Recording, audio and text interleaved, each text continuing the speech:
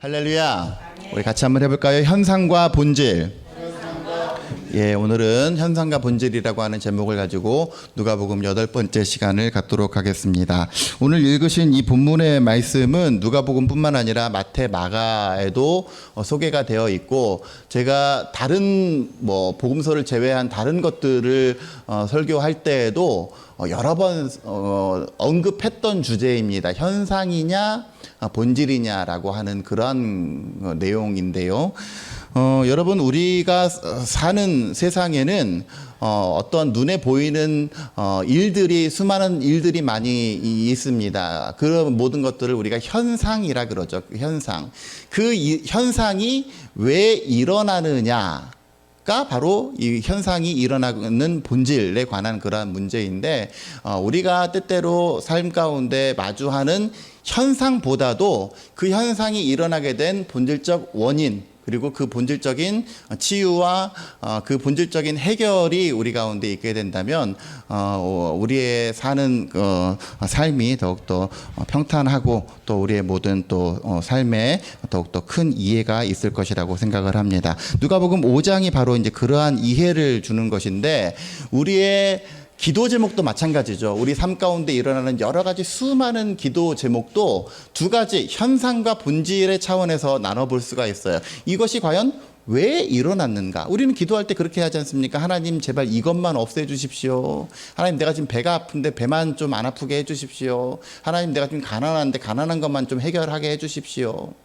근데 그 기도의 제목들, 내가 지금 하나님한테 읊조리고 있는 이 기도의 제목이 일어나게 된 본질적인 배경이 무엇인지를 알지 못한다면 우리는 동일한 어려움에 계속 봉착할 수밖에 없다라고 하는 겁니다. 오늘 본문에 중풍병자를 고치는 예수님의 사역을 통해서 우리의 삶 가운데 정말 나도 치유함 받고 고침 받고 예수님 덕분에 삶이 좀 해결되기를 원하는데, 어떠한 것이 진정으로 주님 안에서 내 삶이 치료되고 해결되고 은혜가 넘치는 그러한 삶을 살 수 있을지 본문의 말씀을 통해서 함께 은혜를 나누고자 합니다. 17절 보시죠. 하루는 가르치실 때에 갈릴리의 각 마을과 유대와 예루살렘에서 온 바리새인과 율법 교사들이 있었다. 여러분, 제가 지금 벌써 누가복음 강의한 지 8번째 시간이 되었는데, 예수님께서 주로 사역하셨던 사역지가 어디라 그랬죠? 갈릴리는 이스라엘의 거의 북쪽 지역에 해당됩니다. 그래서 거의 북쪽에서 갈릴리 호수 주변에서 이렇게 왔다 갔다 하시면서 사역을 하셨단 말이에요. 그런데 예수님의 소문이 파다히 퍼져서 심지어 어디에서도 왔다.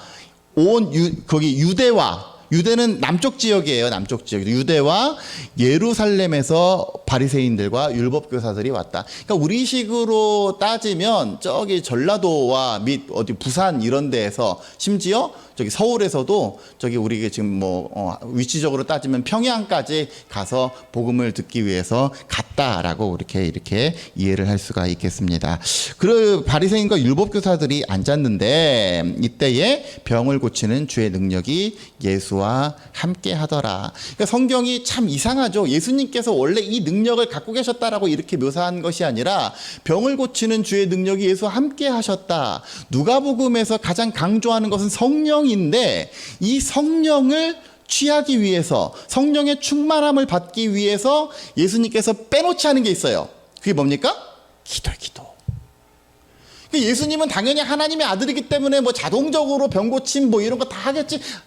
사실은 예수님께서도 굉장한 영적인 싸움을 다 싸우고 그 싸움을 감당하기 위해서 무던히 많이 기도를 했어요. 그렇기에 그 기도가 충만한 가운데 주의 능력이 예수와 함께 했다라고 오늘 성경은 고백하고 있는 것을 보게 됩니다. 제가 참 재밌는 얘기 하나 하면요. 여러분, 우리 오늘 그 교회학교 유치부 예배를 지금 한 달에 한 번씩 하고 있잖아요. 할 때마다 얘가 항상 말썽이야.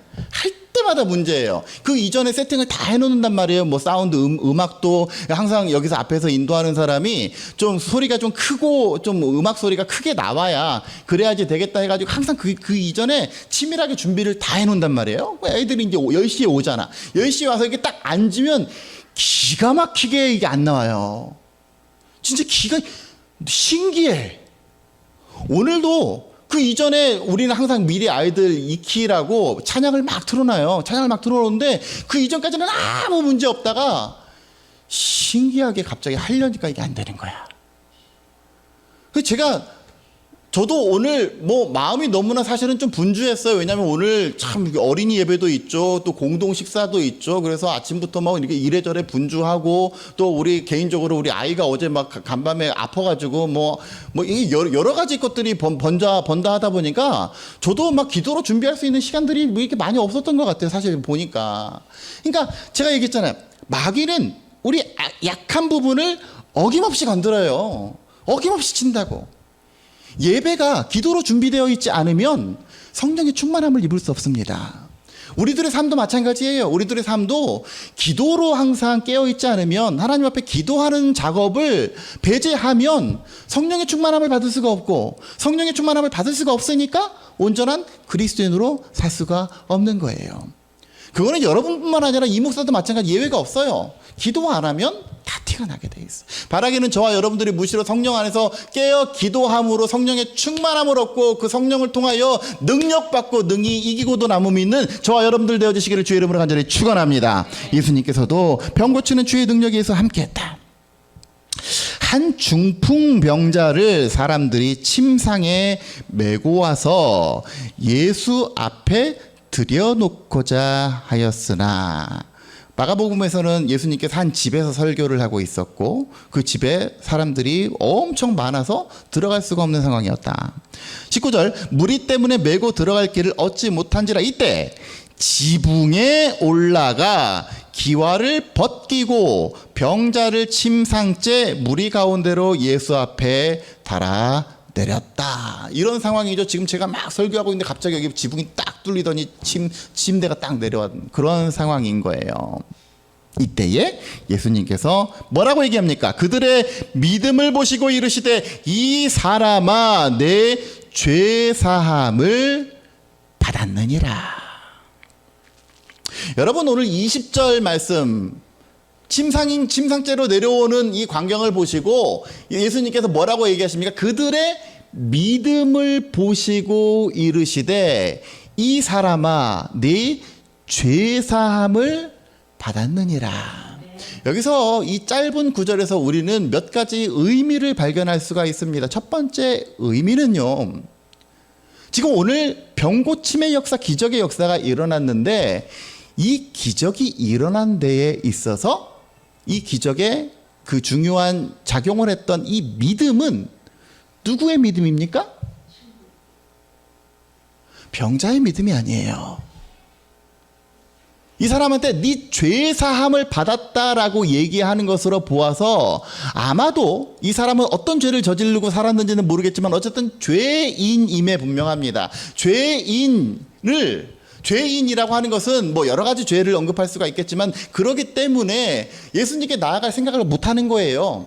예수님께 스스로 나아갈 상황도 아니고 스스로 나아가고자 하는 마음도 없고, 만약에 이 사람이 정말로 마음은 원이로되 육신이 안 돼서 했다면 성경은 바꿔서 얘기했을 거예요. 자기는 정말 가고 싶은데 갈 수 없어서 친구들에게 부탁을 했다 이렇게 얘기했을 텐데 여기서는 그런 내용이 아니에요. 뭐예요? 친구들의 의지로, 친구들이 간절한 마음으로, 이 사람이 너무나 불쌍해서 아마 평소에 친하게 지냈던 모양이죠. 그 애타는 마음, 쟤도 참 죄사함 좀 받고, 저 이제 좀 예수 좀 알아야 될 터인데 라고 하는 그런 간절함을 가지고 침상째 가지고 온 사람들의 믿음이 구원의 역사를 일으킨 것을 보게 됩니다. 이래서 기도가 중요해요. 나는 비록 연약할지라도, 나는 비록 기도할지 모르고, 나는 비록 신앙이 정말로 좀 거시기해, 그럴지라도 내 부모님의 기도, 우리 배우자의 기도, 우리 자녀들이 뭘 알겠어? 우리 아이들 여기서 막 예배하고 하지만 그 아이들이 지금 뭘 알겠습니까? 그런데 우리 부모의 기도가 그렇게 영향력 있는 거예요. 여러분, 그러기에 성경은 뭐라고 얘기하는지 아십니까? 사무엘이 나는 기도하기를 쉬는 죄를 범하지 않겠습니다. 그 기도하기를 쉬는 것이 왜 죄일까요? 제가 가끔 그래요. 여러분들 이렇게 전화로 신방을 하고 뭐 이렇게 소식을 듣고 하다 보면 가끔 누구 아프다, 뭐 안 좋게 됐다 이런 소식을 제가 들어요. 그러면 참 내가 죄스러워. 왜 그런지 아십니까? 목사가 총대 메고 기도 안 한 것 같은 느낌이 들어서, 예? 목사가 기도가 부실해서 여러분들이 그렇게 어려움 겪나, 뭐 어디 뭐 누구 뭐 이렇게 넘어져서 다쳤다 그러면 참 마음이 참 그래요. 왜? 목사가 기도 안 해서 그런가 보다. 뒤집어서 말하면 믿음이 연약한 이들을 위해서, 혹은 기도에 지금 힘이 필요한 이들을 위해서 누군가 함께 중보하고 기도하고 중보하고 함께 침상을 메어줄 때에 연약한 우리의 남편이, 연약한 우리의 자녀가, 연약한 우리의 아내가 주님 안에서 온전히 서게 되는 줄로 믿습니다. 그게 기도예요. 기도. 바라기는 저와 여러분들이 기도의 영적인 책임감을 가지고 함께 기도하면서 연약한 이들 중보하고 일어설 수 있는 그런 귀한 침상의 한 귀퉁이를 맬 수 있는 저와 여러분들 되어주시기를 주의 이름으로 간절히 축원합니다. 두 번째로는 죄 사함의 권세가 오직 예수님께 있다는 거예요. 예수님께서 뭐라고 얘기합니까? 뒤로 계속 읽어보면 지금 뭐라고 얘기해요? 이 병자가 왔는데 이 사람한테 네 죄 사함을 얻었다 그랬더니 그걸로도 사람들이 막 수근수근 하는 거예요. 아마도 여기에 온 바리새인과 율법 교사들은 예수님께 뭘 배우러 온 것이 아니라 딴지 걸러 온 거예요. 딴지 걸러. 딴지 걸기 딱 좋죠. 왜? 지금 상황이 딱 걸렸어. 지금 프레임에 딱 걸렸어. 뭔데 네가 죄사함을 이렇게 선포를 하느냐라고 이야기를 하니까 22절, 예수께서 그 생각을 아시고 대답하여 이르시되 너희 마음에 무슨 생각을 하느냐. 그 마음에 있는 생각은 21절에 나와 있죠. 이 사람이 신성모독을 한다. 왜? 하나님 외에 누가 능히 죄를 사하겠느냐라고 생각하는 그 생각을 아시고 예수님께서 뭐라고 하는 거예요? 내 죄사함을 받았느니라 하는 말이랑 일어나 걸어가라 하는 말이 어느 것이 쉽겠느냐. 글쎄요, 뭐 주석가들에 따라서 이게 앞에 거가 쉽다 뒤에 거가 쉽다 이렇게 생각하는 사람들이 많이 있는데, 저도 어떤 게 쉬운 건지 잘 모르겠어 가지고, 그렇죠, 병자가 왔는데 너 일어나 걸어가 라고 하는 말이 쉽겠습니까? 아니면 야, 너 죄 사해졌어, 이게 쉽겠습니까? 전자가 쉬울 것 같은데, 그죠? 어쨌든 그랬는데, 그러나 24절, 인자가 땅에서 죄를 사하는 권세가 있는 줄을 너희로 알게 하기 위해서 내가 죄 사함을 선포하는 것이다. 여러분, 오직 죄 사함의 권세는 하나님의 아들 예수 그리스도에게만 있는 줄로 믿습니다. 우리 지금 그 유럽에서 온, 독일에서 온 준아야, 지금 거기 독일은 개신교랑 천주교의 비중이 어떻게 되니? 조사해 가지고 왔지? 안 해 갖고 왔어요? 그것도 조사해 안 해 갖고 왔어. 굉장히 많은 지금 그 소위 천주교라고 하는 카톨릭이 유럽에도 굉장히 많이 있고, 저 남미는 거의 카톨릭인데, 사실 방송도 되고 있습니다만은 여러 가지 조심스러운 얘기가 있지만, 범위를 제한해서 드라마 같은 데 보면 그러잖아요. 신부님한테 고해성사 한다고 이렇게 저는 이러이러한 죄를 지었습니다. 저러저러한 죄를 지었습니다. 그러면 신부가 딱 듣고 네 죄가 사하여졌느니라. 그러면 자유함을 얻고 간단 말이에요. 이게 천주교의 사제의 역할이 그런 것이다라고 이렇게 이야기를 합니다.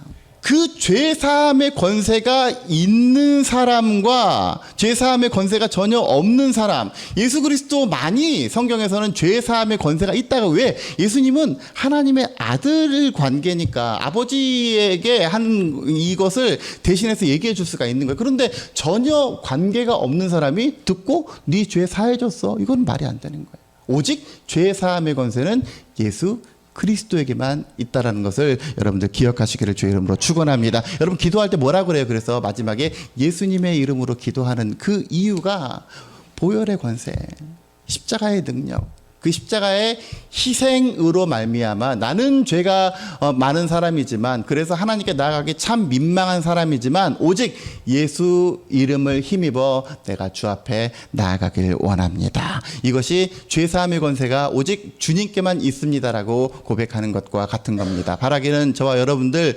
죄 많은 사람이 주일날 교회 와서 예배하기 참 힘들죠. 오직 예수 그리스도의 보혈의 공로를 힘입어 죄사함을 얻고 믿음으로 다시금 주 앞에 나아가는 저와 여러분들 되어주시길 주 이름으로 간절히 축원합니다. 그런데 한 가지 고민이 있어요. 지금 중풍병자를 데리고 왔는데 예수님께서 이 병자를 보시고 뭐라고 얘기를 합니까? 네 병이 나았다라고 이야기하지 않아요. 뭐라고 얘기를 해요? 네 죄사함을 받았다. 전혀 상황에 맞지 않는 말을 합니다. 좀 와서 고쳐주십시오라고 병자를 데리고 왔는데 네 죄사함을 받았다라고 하는 전혀 맥락에 어긋난 이야기를 지금 하고 있단 말이에요. 그 왜 그런 겁니까? 여러분 오해하지 말아야 될 것인데 이때에 그 병자들이 이렇게 병을 얻었던 이유는 성경적인 맥락에서 또 이렇게 믿음의 맥락에서 봤을 때 저 사람이 뭔가 죄가 있기 때문에 다 그런 건 아니에요. 뭐 제가 높아시면 조심스럽습니다. 우리 장기성 권사님도 지금 이렇게 아픈 상황에 불편하신 상황에 있는데 모든 것이 다 모든 상황이 그러한 것은 아니지만 이때에 적어도 죄 있는 사람이 병을 얻었고 그 병 때문에 그 병은 모든 그 사람의 죄로 기인한 것이다라고 하는 그러한 생각이 많이 있었어요. 그래서 이 지금 중풍병자도 마찬가지입니다. 이 중풍병자가 중풍병을 입게 된 이유 중에 가장 중요한 것은 죄 때문이었어요. 그러니까 예수님께서 이 중풍병자가 왔는데 네 죄사함을 받았다라고 하는 것은 그 사람의 근본적인 병의 원인을 치료하고자 함이었습니다. 만약에 중풍병자가 정말 그 친구들의 믿음이 있어서 제발 이 병 좀 고쳐주십시오, 제발 이 병 좀 고쳐주십시오 해서 그 병만 딱 고쳐졌다 이거예요. 그러면 어떻게 되겠습니까? 여러분 성경을 읽을 때에는 항상 그 다음 날을 한번 염두에 두시면 돼요. 그 다음 날. 이 중풍병자가 병고침을 받고 다시 일어났겠죠? 일어난 다음에 그 다음 날 그의 삶은 어떻습니까? 또 똑같이 그냥 그런 삶을 사는 거야. 똑같이 죄된 삶을 사는 거야. 똑같이 은혜 없는 삶을 사는 거예요. 그러면 또 하나님께서 이 사람에게 경고하시기 위해서 이번에는 또 다른 뭐 질병이 됐든 혹은 뭐 이렇게 돈의 문제가 됐든 혹은 뭐 가정 불화의 문제가 됐든 이거 가지고 또 칠 거 아닙니까? 결국은 문제의 근원이 해결되지 않으면 똑같은 문제들이 계속해서 발생한다는 거예요. 여러분 오늘 주보 한번 보세요. 주보 한번 보시면 금주의 한 구절, 여러분 잘 알고 있는 그런 구절입니다. 금주의 한 구절 다 같이 시작.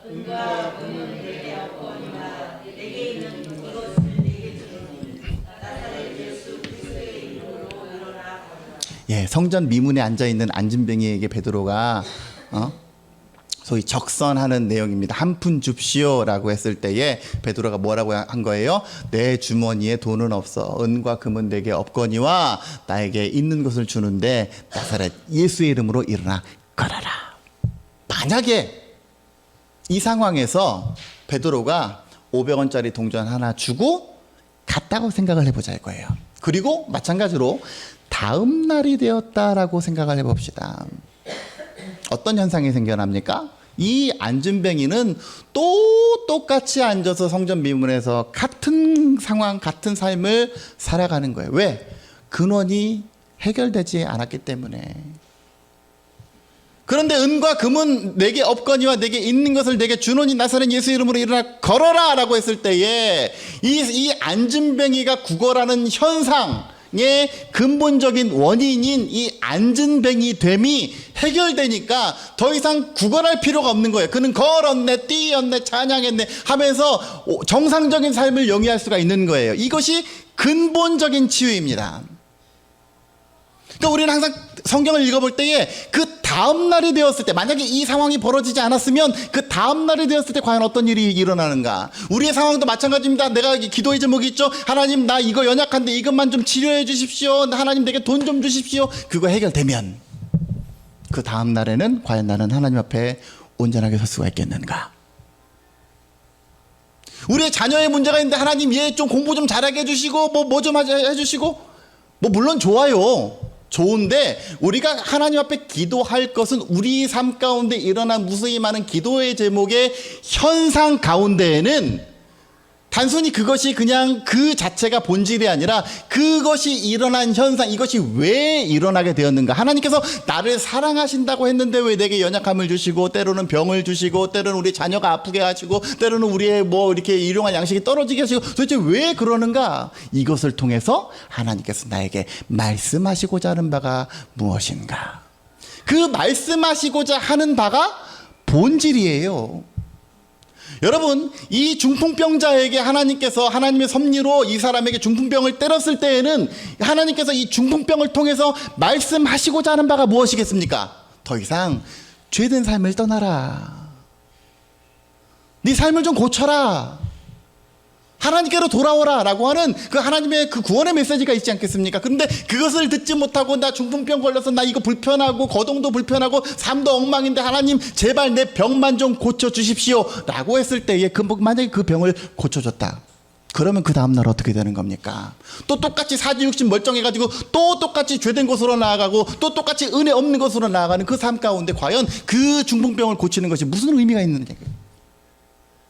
그러기에 가장 중요한 것은 우리들의 삶 가운데 근본적인 치유가 일어나는 것, 이것이 가장 중요합니다. 여러분, 기도할 때 그렇게 기도하세요. 처음에는 하나님, 저 이것도 필요합니다. 저것도 필요합니다. 그것도 고쳐주시고 이것도 해주시고, 기도하다 보면은요, 하나님께서 생각나게 해주시죠.